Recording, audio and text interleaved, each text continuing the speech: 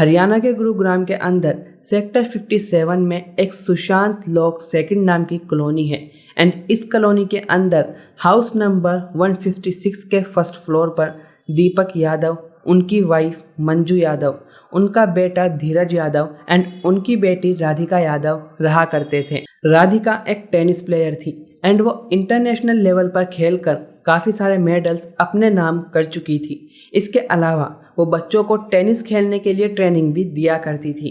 अब उसी घर के ग्राउंड फ्लोर पर दीपक यादव का सगा छोटा भाई कुलदीप यादव एंड उसकी वाइफ सीमा यादव, उसकी बेटी अनमोल यादव एंड बेटा पीयूष यादव रहा करते थे। एंड उसी घर के सेकंड फ्लोर पर एक और फैमिली रहा करती थी। 10 जुलाई 2025 को उस घर से 4-5 बहुत ज़्यादा तेज़ धमाके की आवाज़ आई एंड ये आवाज़ फर्स्ट फ्लोर से आ रही थी जहाँ पर दीपक अपनी फैमिली के साथ रहा करते थे। अब अपने भाई के घर से ऐसी आवाज़ आते सुनकर ग्राउंड फ्लोर पर रह रहे कुलदीप यादव घबरा गए एंड अपने बेटे पीयूष के साथ फ़ौरन फर्स्ट फ्लोर पर अपने भाई के घर पहुँच गए। वहाँ पर जाकर देखा तो उनका भाई दीपक यादव एक जगह पर बदहवास बैठा हुआ है एंड उन्हीं के सामने उनकी वाइफ मंजू यादव भी बैठी हुई है। अब अपने भैया भाभी को ऐसी सिचुएशन में देखकर कुलदीप थोड़ा सा घबरा गए एंड वो उनसे पूछने लगे कि आखिर क्या हुआ, वो आवाज़ किस चीज़ की थी। बट उनके भैया भाभी दीपक और मंजू कुछ भी कहने की सिचुएशन में नहीं थे। तभी दीपक की नज़र ड्राइंग रूम पर गई जहाँ पर एक रिवॉल्वर पड़ी हुई थी एंड ये रिवॉल्वर लाइसेंस थी। अब उस रिवॉल्वर को देखकर कुलदीप फौरन समझ गए कि वो आवाज़ रिवॉल्वर के चलने की थी। बट उनको अभी भी ये समझ नहीं आ रहा था कि रिवॉल्वर किसने एंड किस पर चलाई है। उन्होंने इधर उधर देखा तो उनकी नज़र किचन पर गई जहाँ पर उनकी भतीजी राधिका यादव फर्श पर पड़ी हुई थी एंड उसकी बॉडी से बहुत ज़्यादा खून बह रहा था।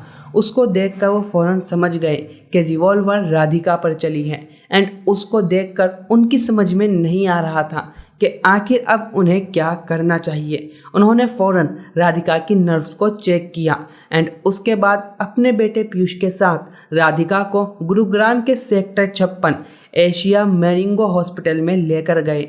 वहाँ पर डॉक्टर्स राधिका का इलाज करना शुरू करते हैं बट अनफॉर्चुनेटली वो राधिका को नहीं बचा पाते। दूसरी तरफ डॉक्टर्स पुलिस को भी इन्फॉर्म कर देते हैं एंड करीब 1:30 बजे के आसपास एसओ विनोद कुमार अपनी टीम के साथ मैरिंगो हॉस्पिटल पहुंच जाते हैं। वहां पर डॉक्टर्स उन्हें बताते हैं कि राधिका को 3 गोलियां लगी थी, एक उनकी गर्दन में थी एंड 2 उनकी पीठ में। पुलिस के लिए ये केस काफ़ी ज़्यादा बड़ा था क्योंकि इस तरीके से गोली मारकर वो भी डे टाइम में मर्डर करना एक बहुत बड़ी बात होती है। बट पुलिस के लिए क्वेश्चन ये था कि आखिर राधिका को किसने एंड क्यों मारा। Welcome to the show. My name is Akdas and let's learn more about today's case revolving around Radhika. अब पुलिस ने जब इस केस पर इन्वेस्टिगेशन करना स्टार्ट किया तो उनका पता चला कि राधिका यादव, जिसकी एज लगभग 25 के करीब थी, वो एक टेनिस प्लेयर थी एंड उसने 57 कॉम्पिटिशन्स में हिस्सा लिया था जिसमें से 18 में वो गोल्ड मेडल लेकर आई थी। And all India tennis association की माने तो अंडर 18 में राधिका की रैंक 75 थी एंड वुमेन डबल कंपटीशन में राधिका की रैंक 53 थी एंड वुमेन सिंगल में राधिका की रैंक 35 थी। इसका मतलब राधिका एक बहुत बड़ी प्लेयर थी। एंड अब जैसे जैसे पुलिस ने इस केस के बारे में इन्वेस्टिगेशन करनी स्टार्ट की तो इस केस के और भी पहलू खुलते चले गए। इन्वेस्टिगेशन के दौरान पुलिस को पता चलता है कि लगभग 3 महीने पहले टेनिस खेलते हुए राधिका इंजर्ड हो गई थी एंड इंजरी थोड़ी ज़्यादा बड़ी थी एंड डॉक्टर्स ने राधिका को बताया था कि अब वो शायद कभी भी अच्छे से टेनिस नहीं खेल पाएंगी। जिसके बाद राधिका ने ये बात अपने पापा दीपक यादव को बताई एंड उनसे रिक्वेस्ट की कि वो एक टेनिस एकेडमी खोलना चाहती है जहाँ पर वो अपने ही जैसे बच्चों को सिखाएगी एंड उनको आगे बढ़ाएगी एंड जब वो बच्चे नेशनल एंड इंटरनेशनल लेवल पर खेलेंगे तो उनकी एकेडमी का ही नाम रोशन होगा। अब राधिका के फादर ने राधिका का बचपन से हर सपना पूरा किया था, चाहे वो नेशनल लेवल पर टेनिस खेलने का हो या फिर इंटरनेशनल पर टेनिस खेलने का हो या फिर उसकी और कोई भी डिमांड हो, वो उसको पूरा ज़रूर करते थे। एंड जब राधिका ने एकेडमी खोलने की बात अपने पापा के सामने रखी तो वो इस पर भी मान गए एंड उन्होंने लगभग 2.5 करोड़ रुपये खर्च करके राधिका को एक टेनिस एकेडमी खुलवा दी। एकेडमी खुलने के बाद आसपास के बच्चे उस एकेडमी में आने लगे एंड राधिका उनको टेनिस सिखाने लगी। उसकी लाइफ काफ़ी ज़्यादा अच्छी चल रही थी। जब पुलिस ने राधिका के पेरेंट्स से इन्वेस्टिगेशन की कि आखिर राधिका को गोली किसने मारा, तो ये बात सामने आई कि राधिका को उसके फादर दीपक यादव ने ही गोली मारी थी, जिसे सुनकर पुलिस भी काफ़ी ज़्यादा शॉक हो गई, क्योंकि जो आदमी अपनी बेटी का हर सपना पूरा कर रहा था एंड इतने ज़्यादा पैसे लगाकर एकेडमी भी खुलवाई थी, तो आखिर ऐसा क्या हुआ, आखिर ऐसी क्या चीज़ सामने आई कि उसने अपनी उसी बेटी को गोली मार दी एंड उसको जान से मार दिया। अब पुलिस ने फ़ौरन राधिका के फादर दीपक को अरेस्ट कर लिया था एंड उनसे दोबारा से अच्छी तरीके से इन्वेस्टिगेशन करनी स्टार्ट की, जहां पर दीपक ने पुलिस को बताया कि उसने राधिका को एकेडमी खुलवा दी थी एंड वो खुद एक बिल्डर का काम करता है। वो फ्लैट बनाता है एंड उनको बेच देता है और किराए पर दे देता है, जिस वजह से उसकी इनकम भी काफ़ी अच्छी है एंड उसका बेटा धीरज भी उन्हीं के साथ काम करता है एंड वो सुबह को वजीराबाद में दूध लेने के लिए जाया करता है। जब वो वहाँ पर जाता था तो आसपास के लोग उसको कहते थे कि अब तो उसकी बेटी बहुत ज़्यादा कमाने लगी है एंड अब दीपक अपनी बेटी की कमाई खा रहा है। बस ये सुनकर दीपक को थोड़ा अच्छा नहीं लगता था एंड उसने राधिका से कई बार एकेडमी बंद करने की बात की थी, बट राधिका हर बार कहती थी कि उसने अपनी पूरी ज़िंदगी टेनिस खेलने में लगा दी एंड वो अब ये एकेडमी बंद नहीं करेगी, ये उसकी ज़िंदगी है।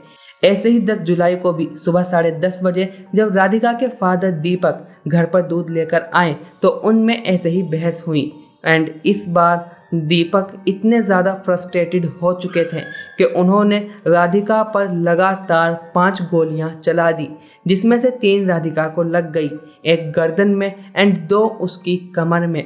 राधिका किचन में कुछ काम कर रही थी, इसीलिए उसकी बॉडी भी वहीं पर किचन में ही गिर गई। जब राधिका की मदर मंजू यादव से पूछताछ की गई तो उन्होंने बताया कि वो उस टाइम घर पर नहीं थी जिस टाइम दीपक ने राधिका को गोली मारी। बट जब राधिका के चाचा कुलदीप यादव से पूछताछ की गई तो उन्होंने बताया कि 10 जुलाई को सुबह 10:30 बजे के करीब उनके भाई दीपक के घर से काफ़ी तेज़ धमाके की आवाज़ आई। उनको लगा कि कुकर फटा है एंड क्योंकि कुकर से सीटी चलने की आवाज़ आ रही थी, इसीलिए वो भागकर वहाँ पर गए। बट उन्होंने देखा कि उनकी भतीजी की वहाँ पर बॉडी पड़ी हुई है। वो फ़ौरन उसको हॉस्पिटल लेकर गए। बट उन्होंने ये भी बताया कि जब वो घर पर गए तो वहाँ पर दीपक तो थे ही, बट राधिका की मॉम मंजू भी वहीं पर मौजूद थी। अब राधिका की मॉम और राधिका के चाचा का बयान बिल्कुल अलग अलग था, क्योंकि राधिका की मॉम कह रही थी कि वो घर पर मौजूद नहीं थी, बट राधिका के चाचा कह रहे थे कि उसकी मॉम घर पर मौजूद थी। हो सकता है कि राधिका की मॉम कुछ छुपा रही हो या फिर राधिका के चाचा कुछ छुपा रहे हों। एंड एक क्वेश्चन ये भी सामने आता है, जब राधिका के चाचा राधिका को 10:30 बजे के करीब हॉस्पिटल लेकर गए थे तो डॉक्टर्स ने पुलिस को ये इन्फॉर्मेशन 1:30 से 2 बजे के बीच में क्यों दी? आखिर 3 घंटे में ऐसा क्या हुआ? क्या राधिका के घर वालों ने राधिका का इलाज देर से करने के लिए डॉक्टर्स को कहा था, या फिर डॉक्टर्स की लापरवाही की वजह से राधिका की जान गई? राधिका ने 1 साल पहले एक एल्बम भी शूट किया था जिसमें उसने एक्टर इनामुल हक के साथ एक्ट किया था एंड ये भी बताया जा रहा है कि राधिका और उसके फादर के बीच इस एल्बम को हटवाने के लिए भी बहस होती रहती थी एंड इसी वजह से राधिका के फादर ने उसको जान से मार डाला। अब इनमें से सच क्या है ये तो पुलिस की इन्वेस्टिगेशन के बाद ही पता चलेगा, क्योंकि पुलिस इन्वेस्टिगेशन अभी भी चल रही है। बट सबसे बड़ा क्वेश्चन तो ये है कि आखिर जिस फादर ने अपनी बेटी के लिए 2.5 करोड़ रुपये लगाकर एकेडमी खुलवाई एंड उसको नेशनल एंड इंटरनेशनल लेवल पर खिलवाया, वो उसको एकेडमी बंद करवाने के लिए कैसे मार सकता है, या फिर इसके पीछे की वजह कुछ और ही है। इसका अपडेट मैं आपको कुछ ही टाइम में दे दूंगा जैसे ही पुलिस इन्वेस्टिगेशन खत्म हो जाएगी। एंड आपके इस केस पर क्या व्यूज़ हैं ये हमें कमेंट सेक्शन में बताइए। और अगर आपको इसी तरीके की डॉक्यूमेंट्रीज अच्छी लगती हैं तो हमारे चैनल को सब्सक्राइब करो। मिलते हैं नेक्स्ट वीडियो में। Thank you for watching.